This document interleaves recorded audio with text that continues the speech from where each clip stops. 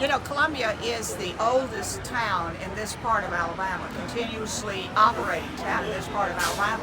And you're going to see people here today who are residents of Dothan and other places whose ancestors are buried in the cemetery in Columbia. So this museum is about highlighting some of the people who were here and the things that went on here. One of the first exhibits is for a lady who was the first captain and pilot on the Mississippi River, and her name was Callie Leach French Tomlinson. She married a man when she moved here named Tomlinson. So, anyway, she lived here from 1907 to 1935, I believe it is, and actually is buried in the Columbia Cemetery. So she's featured there.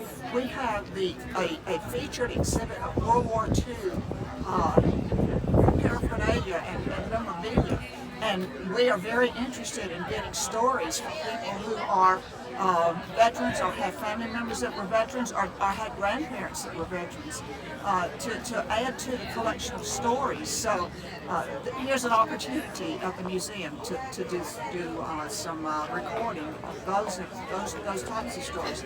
But I think the big feature here is the bank robbery and the vault and the replica of the teller's window and everything there that happened. And I just happened to be a kid across the street when it took place. Real exciting. I didn't realize they were robbing the bank, but I knew something was happening. And so this was well back in 1957 or 8, something like that. I'm sorry, I don't know the exact date. But you can find it out inside. There are other things in there, like a display of flat irons. I never knew what a fluter iron was until I saw that display. Didn't even know what they were. They're just a lot of things that people that go back can see, are people that have never heard of that, kids especially. I mean, and this is one of those museums where you can spend time looking at the thing. And